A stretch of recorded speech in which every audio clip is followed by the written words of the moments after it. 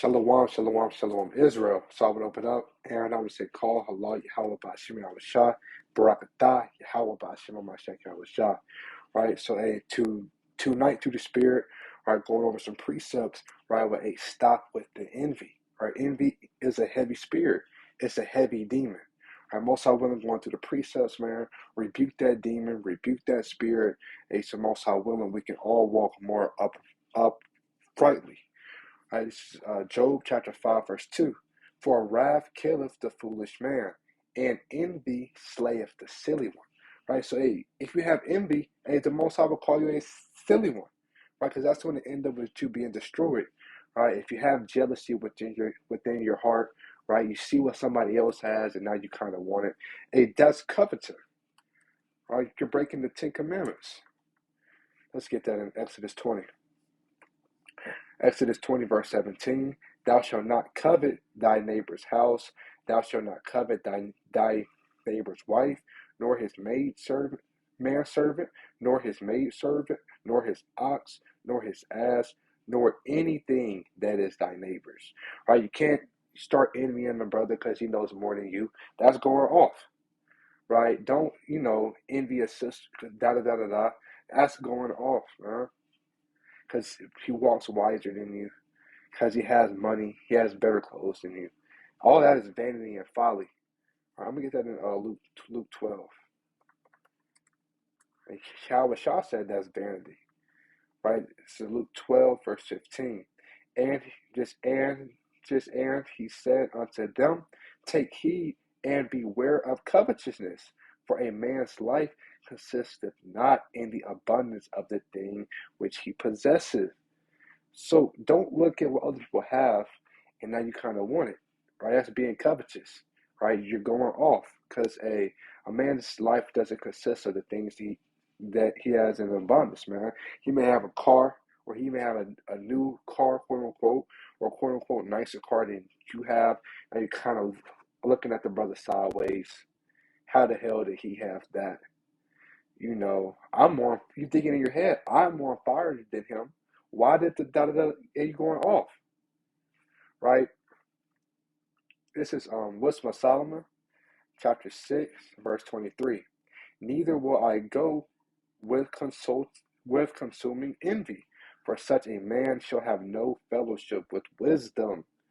So you're not going to obtain and gain wisdom and learn more precepts, move more wisely, right? Actually apply the Bible, right? Through wisdom, if you're envying someone, right? Didn't Haggai the Most High say, consider your ways? Let me get that in Haggai 1. Right, Haggai 1 verse 1. So like Haggai chapter 1, verse 7. Thus saith Yahweh of hosts, consider your ways. So we're commanded to consider our ways, not looking at every other person, seeing what they got. That's going off. And now you're comparing yourself, as it says in 2 Corinthians 10. We may should get that after this. Right, this is Proverbs chapter 4, verse 26. Ponder the path of thy feet. Hey, check yourself, as they say in the world, before you wreck yourself. Stop worrying about what everybody else has, what everybody else is doing, and focus on yourself. Get your spirit right? And let all thy ways be established. Let's get that in 2 Corinthians 10. All right, this is 2 Corinthians chapter 10, verse 12. For we dare not make ourselves of the number, or compare ourselves with some that commend themselves, but they measuring themselves by themselves. Do not measure yourself by others, right? And because that often leads to covetousness or pride. You thinking you're better than people, right? That's what a lot of that leads to, man. You comparing yourself to other people, man. It either ends up in two ways, right? And both of them are going to get you destroyed, right? It's either going to end up in pride coming before destruction, or envy, right? It says envy slayeth the silly one, as we read in Job chapter 5. Right? That's oftentimes how comparing yourself and measuring yourself against somebody else, that's how that ends.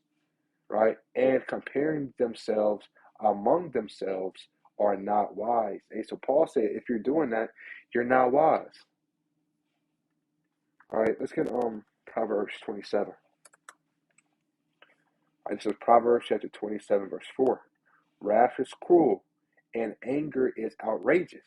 But who is able to stand before envy, man? Hey, nobody's able. Hey, that's a rhetorical question. You can stand before wrath. Okay, that's cruel. You can stand before anger. Okay, that's outrageous. But you cannot stand before envy. We have numerous accounts in the Bible of our forefathers envying, and it leads up to their downfall. And foremothers, but I think one of our foremothers envying, and now she's going off, right? Her and Aaron, right? It says Numbers chapter 12, verse 2.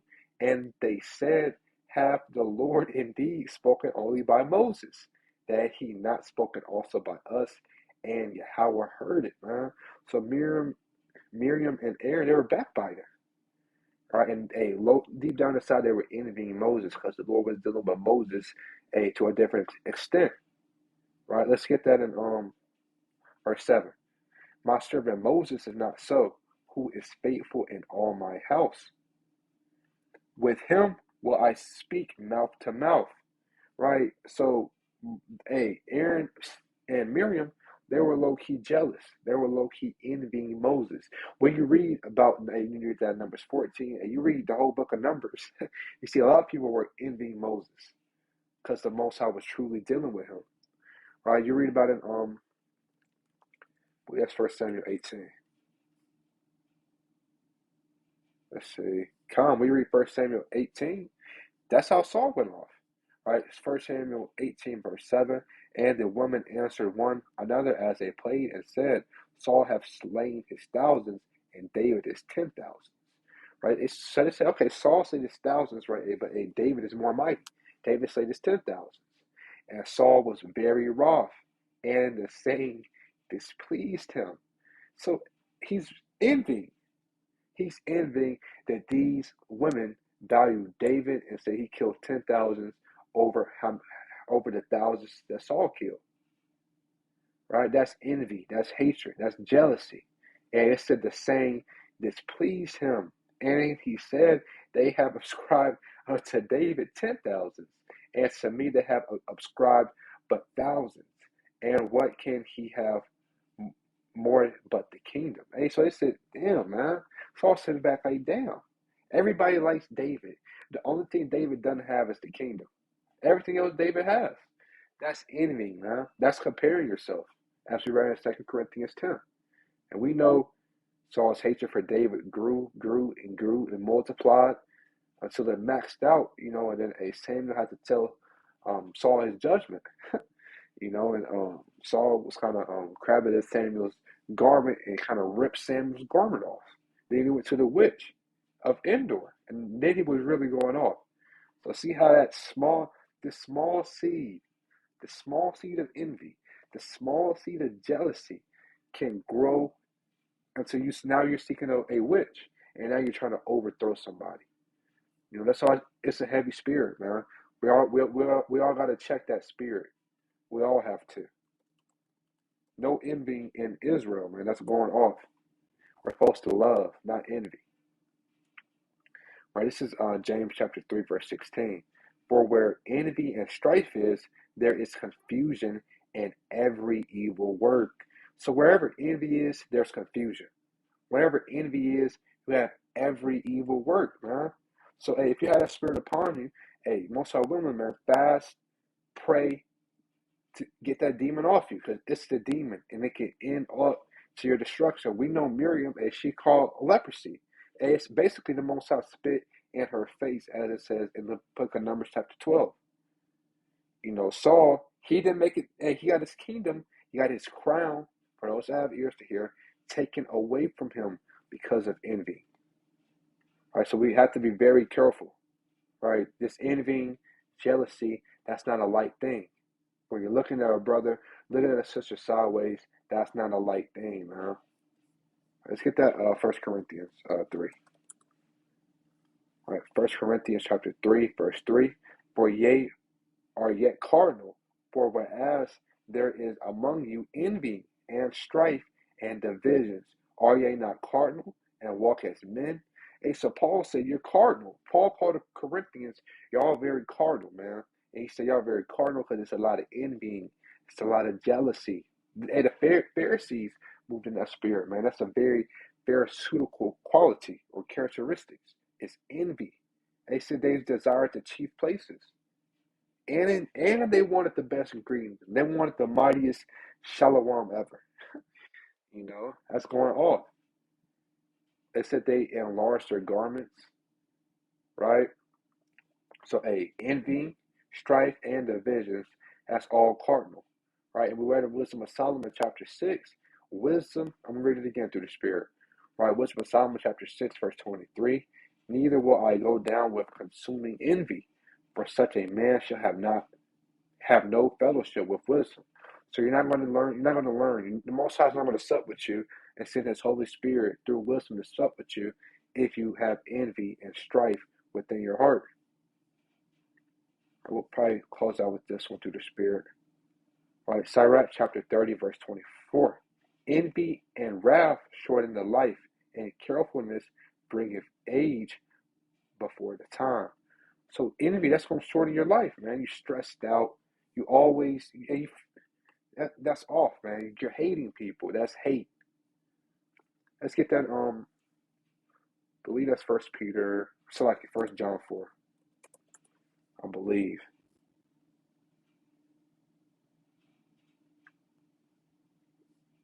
Bear with me.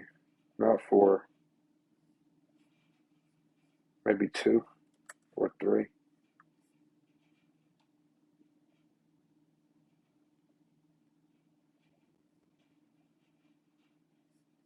I'm gonna find it through the Spirit, right?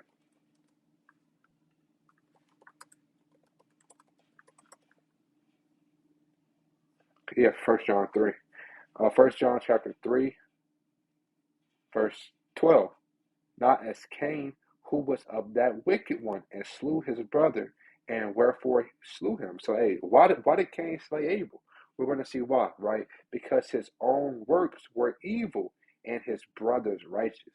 And so Cain slew Abel because of envy, man. Cain looked at his works; they were evil, right? And he hated his brother in his heart because his brother's works were righteous. That's envy. That's jealousy. The Most High was dealing with Abel. That's why his offering was accepted, pursuant to Genesis chapter 4. Right? So therefore Cain slew Abel. Right? And no hatred in Israel, man. This is the spirit we should be moving in. Right? John chapter 13, verse 34. A new commandment I give unto you, that ye love one another as I have loved you, and ye also love one another. By this shall all men know that ye are my disciples. So this is how you know if you are Yahweh Shah's disciple. If you have the possibility to be one of the 70, one of the mighty 70, or most high woman, one of the mighty 12, right? This is one of the characteristics, right?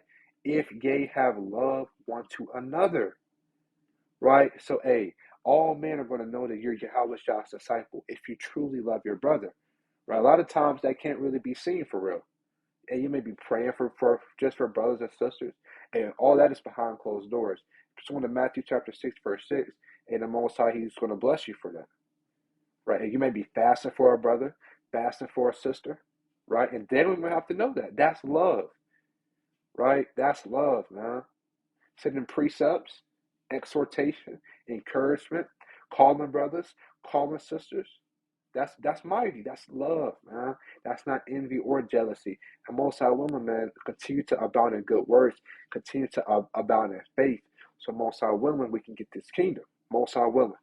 Right, so with that, this I would say, La'ala Nawa Yahweh, Bashima Mashak Yahweh, La'ala Nawa Kaya Hashem Katakabad, Hallelujah, Hallelujah. All praises to the Most High. Most High woman, this was edifying through the Spirit, right? And we got to stop the envy and the strife and the jealousy. And we have to love one another, right? Shalom, shalom, shalom, Israel.